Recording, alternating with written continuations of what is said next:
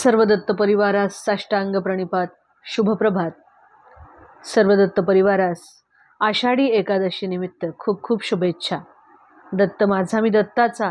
रचना श्री गुरुदत्त चरणी अर्पण. तत्पूर्वी चॅनल आवडल्यास लाईक, शेअर आणि सबस्क्राईब जरूर करावे. श्रीकृष्ण भाग 3. माऊलींनो, या पूर्वीच्या भागात आपण पाहिले की वसुदेव आणि देवकीचा विवाह झाला व देवकीचा भाऊ म्हणजेच कंस हा आपल्या बहिणीच्या रथाचे सारथ्य करत नवदाम्पत्यांना त्यांच्या घरी घेऊन जात होता. देवकीच्या पित्याने म्हणजेच राजा देवकाने वसुदेवांना 1800 रथ, 1500 सजवलेले घोडे आणि एकूण 400 हत्ती हे सर्व सुवर्णालंकारांनी सजवून हुंड्यात दिले होते. तसेच देवकी बरोबर तिच्या सासरी जाताना 200 सुंदर मुली सुद्धा तिच्या सोबत दिल्या. त्या मुली त्या वधूच्या दासी असतात, पण त्या तिच्यासह मैत्रिणींप्रमाणेच राहत असतात. ही प्रथा अनादी कालापासून क्षत्रिय विवाहात असे. तर अशा प्रकारे मंगलवाद्यांच्या सुरात ती नववधू वरांची मिरवणूक निघाली. सर्व प्रकारची मंगलवाद्ये मधुर स्वरात वाजत होती. भव्य दिव्य अशी मिरवणूक पुढे पुढे जात होती. सगळीकडे वातावरण अतिशय प्रसन्न होते. डोळ्यांचे पारणे फेडणारी ती मिरवणूक. पण अचानक आकाशात मेघ दाटून आले आणि एक अत्यंत आश्चर्यकारक अशी आकाशवाणी झाली. ती आकाशवाणी त्या रथाचे सारथ्य करणाऱ्या देवकीच्या भावासाठी म्हणजेच कंसासाठी होती. ती म्हणजे, रे मूर्ख कंसा, तू जिचा रथ एवढ्या आनंदात ओढतो आहेस, तिच्या पोटी येणारा 8वा पुत्र उद्या तुझा काळ बनणार. तुला त्याची जाणीव सुद्धा नाहीये. भोजवंशीय उग्रसेनाचा पुत्र कंस, अतिशय असुरी प्रवृत्ती असणारा.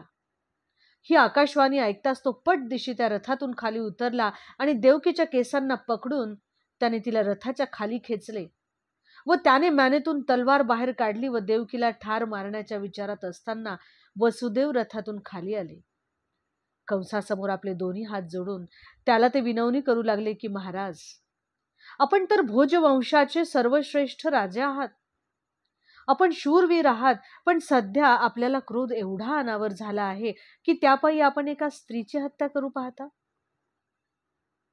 तू जेव्हा जन्माला आलास तेव्हाच तू तुझा मृत्यू देखील बरोबर घेऊन आला आहेस. मग मृत्यूला काय एवढा घाबरतोस? अरे, मृत्यू म्हणजे वर्तमानात जे शरीर आहे त्याचा अंत. मृत्यू झाल्यानंतर आत्मा हा दुसरे शरीर स्वीकारत असतो. अशा प्रकारे बराच वेळ वसुदेव कंसाला समजून सांगत होते व आपल्याच लहान बहिणीला मारणे तुला व तुझ्या पदाला शोभेसे नाही असे वारंवार वसुदेव कंसाला पटवून देण्याचा प्रयत्न करत होते. पण काही केल्या कंस हा ऐकण्याच्या परिस्थितीत नव्हता. वसुदेव आता आपल्या पत्नी देवकीचा विचार करत होते की काही झाले तरी मला माझ्या पत्नीचा जीव वाचवायचा आहे व भविष्यात मला माझ्या मुलांचा देखील जीव वाचवायचा आहे.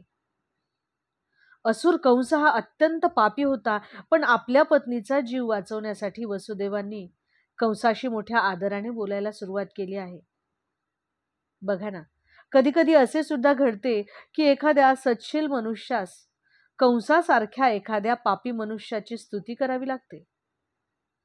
वसुदेव आतून जरी उदास झाले असले तरीही वरकरणी प्रसन्न होऊन ते कंसाला म्हणाले की, राजन, आपल्याला तर आपल्या बहिणीकडून कसलेच भय नाही. तुम्ही जर आकाशवाणी नीट ऐकली असेल तर तुम्हाला देवकीमुळे नाही तर तिच्या 8व्या पुत्रामुळे मृत्यू येईल असे त्या आकाशवाणीत स्पष्ट सांगितले आहे. तेव्हा कृपा करून आपण देवकीला सोडावे. देवकीचा 8वा पुत्र झाल्यावर मी त्याला तुमच्याकडे नक्की सुपूर्द करेल. त्याबाबत मी तुमचा वचनबद्ध राहील. कंस हा वसुदेवांच्या वचनाला आणि त्यांच्या शब्दांना जाणत होता. त्याने वसुदेवांचे म्हणणे मान्य केले व सर्वजण स्वसदनी परत आले. अवधूत चिंतन श्री गुरुदेव दत्त. दिगंबरा दिगंबरा श्री पादवल्लभ दिगंबरा.